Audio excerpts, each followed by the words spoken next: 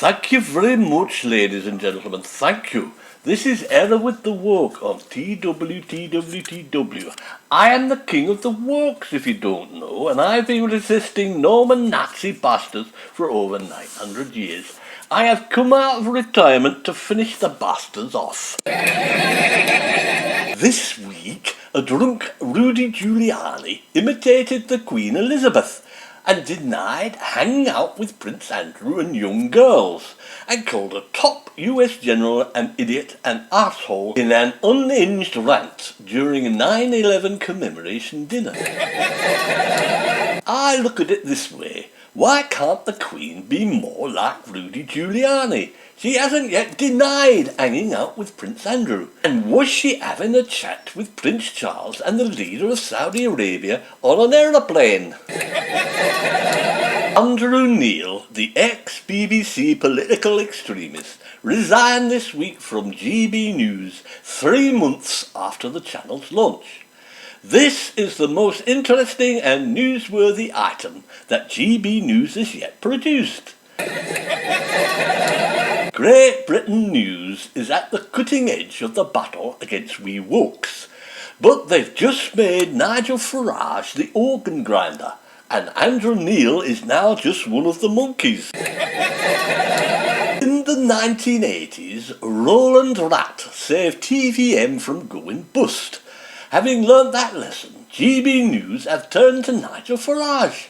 I like to see him dressed up as Roland with Aaron Banks' hand up his arse. The so-called Conservatives at the Telegraph said this week, cannabis companies' green rush goes up in smoke. You'd think the Tories would be good at selling illegal drugs. However, they can't even give them away apparently. The Tories will be the first drug dealers in history to go bust through a lack of demand. However, another tip to the Tory trippers. Cannabis is not supposed to go up in smoke until it's in someone's mouth. Woke traitors from the Daily Mirror this week said don't get into trouble like Richard Madeley. This is how to pack a suitcase perfectly. Apparently Richard forgot to pack his wife's clothes in a suitcase and discovered it when he arrived in France. I thought Richard wore his wife's clothes. He could have just stuck them on underneath his suit. So poor old Judy had to go straight down the local charity shops. Richard found that the suitcases were actually stuffed full of champagne from Tesco's. Old Richard, he never gives up, does he? The Daily Mail roared this week as Prince Andrew eyed the Rottweiler. The Duke of York assembled a dream team of high-powered US lawyers to get Virginia Giuffre's sex abuse claims thrown out of court. The news that Prince Andrew has a dog on his team of lawyers should come as no surprise, because the Queen's offered him the services of her corgis, hasn't she? It is, however, interesting that the Daily Mail seems to be on Prince Andrew's side. So, no more preaching to us about paedophiles then, Daily Mail. This week, Michael Gove was put in charge of fixing Britain's food supply chains in a reshuffle. Hold on, is there some remake of Back to the Future? I suddenly had a terrible flashback about Jim Will Fix It, and imagined I was sitting on Michael Gove's knee with a tin full of tic-tac beans in my hand and his fingers round my neck. Michael Gove was also revealed as an hater of northern people this week, who he described as toothless and dirty. The next day he got promoted to the position of levelling up. So the best way to get promoted under the Tories is to be rude to the people you're meant to be representing. Michael Gove was, believe it or not, once a comedian. Like all libertarian comedians, the only thing funny about him is his face. He's got the face of a northerner and the comic wit of a brick in the Tory blue wall. I expect the reshuffle was actually a sly dig at his dancing ability, don't you? But no, you're not going on Strictly Come Dancing, Gove. You're not right-wing enough. Once again, the Daily Mail were at it. Why do so many young Britons think serving at the pub is beneath them? Weatherspoons is now recruiting 80-year-old barmaids to crafty sods. They are cheap, low maintenance and fully jabbed and very easy to pull. Tim Martin has even got his mum serving pints. The old gal will be buried in a barrel of bishop's nipple when the time comes. This week, Bojo's mum talked about her ghastly marriage to TV star Stanley, who she claimed hit her. TV star Stanley? What does it matter if Stanley was on I'm a Celebrity when he was also on I'm a Wife Beater of the Year? He was only shoehorned into reality TV by the National Front so he could laugh in our faces and take some of the money we taxpayers are handing over to his son. Buy British, back British farmers, roared Jeremy Clarkson, or I will have to put corks up my cows' arses, he said for some reason. So how on earth did Clarkson get involved with farming then? Is he Brexit's secret weapon to convince us all that farmers are a bunch of far-right libertarian wankers who should give up farming and take up gardening instead? The latest news is that mad cow disease is back in Somerset. Must be Jeremy sticking the corks from his own arse up random cows he meets on the British countryside. From one to another quit the Sun this week after the Queen sent bizarre celebratory messages to King Jong-un as the tyrant ramped up his nukes and starved millions. I never got a message from the Queen, did you? So she must like Kim Jong-un better than the rest of us. So why is she sucking up to him? He's a psychopathic tyrant like Hitler. Is the poor dear lonely? He would make a nice replacement for Philip though, and we can have a UK North Korean dynasty instead of the current German one. Well, like Kim, Boris does seem to have a penchant for nuclear submarines and starving kiddies. Did smoking Joe Biden forget Scott Morrison's name?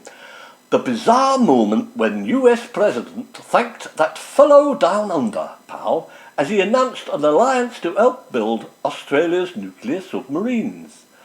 Poor old Biden just can't remember his allies' names, apart from the Taliban, that is. How can you forget Scott Morrison, a cross between the man who lost the race to the South Pole and a British supermarket? This week, embattled peer Lord Bethel was under renewed pressure amid a mystery of the 33,000 emails linked to a £90 million COVID deal in his private account. We wonder, is this an attempt to get spam back on supermarket shelves? Max Hereward, the star of Everybody's Talking About Jamie's, said this week, "Queer people need to know the shoulders we stand on," referring to his new show about drag artists. Are drag artists very small people who have to stand on one another's shoulders? Or is he talking about a new gay sex position? This week we heard that goldfish could be banned as fairground prizes by Devon Council. I don't know, I find they make ideal pets for people with Alzheimer's.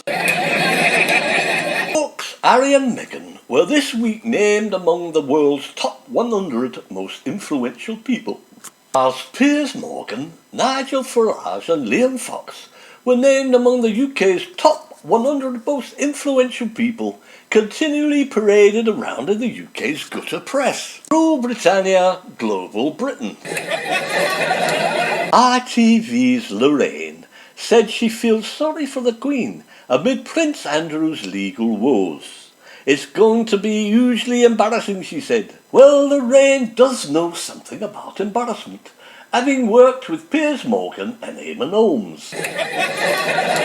But it won't be half as embarrassing as watching far-right libertarian Lorraine on supposed liberal TV show Last Leg praising Piers Morgan. Having got rid of Diana, you think the Queen wouldn't blink twice at getting rid of Lorraine and Prince Andrew in the same car accident. This week, a man had his hand chopped off at the wrist after Whitechapel vigilantes cornered him. I didn't know the Taliban had taken over London. Or perhaps it's the return of Jack the Ripper. Vigilantes sounds like the Standard are supporting them.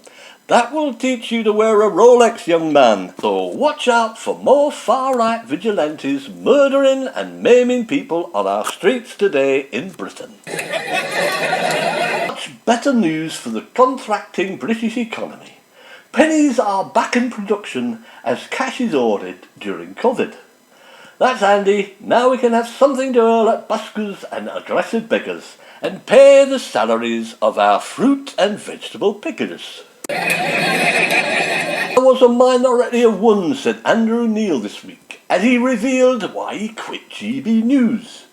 For a man who doesn't like minorities, that must have hurt a lot. Nigel Farage had heard he was a minority and got him slung out. Crafty comedian Owl Murray said this week that he wanted to interview Meghan and Harry to see if they have a sense of humour. Why would people in the Times Top 100 want to be interviewed by an ageing failed British comedian who poses as a neo-Nazi publican? You may not like them all, but they aren't stupid. Prince Andrew's lawyers dismissed his sex abuse case as baseless and unlawful. Baseless and unlawful? Which pretty much sums up what Prince Andrew has been up to for the last 50 years of his sad life. This week, rapper A Boogie with Da Hoodie was arrested at Wireless Festival and his performance was cancelled. Rappers tend to give the game away, don't they? All the bling, drugs, guns and piles of money.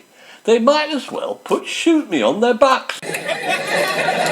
In the 60s and 70s, the press and Mary Whitehouse pretended to be outraged at the morals of musicians. Nowadays, there's not a word of criticism, as the press and the rappers are all far-right libertarian scum. Rappers are a fine example of the fact that you don't have to be talented to get anywhere, or be able to sing to get on a BBC music programme.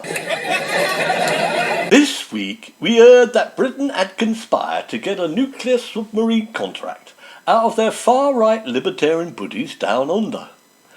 Boris is now king of the subs and the king of the jobs. He's going to call the first submarine HMS AstraZeneca, and it's going to be 67% effective at hitting its target. And the first submarine commander is going to be awarded a Barbie doll. So that's it from this Wokeness Hereward, and I'll see you all next week.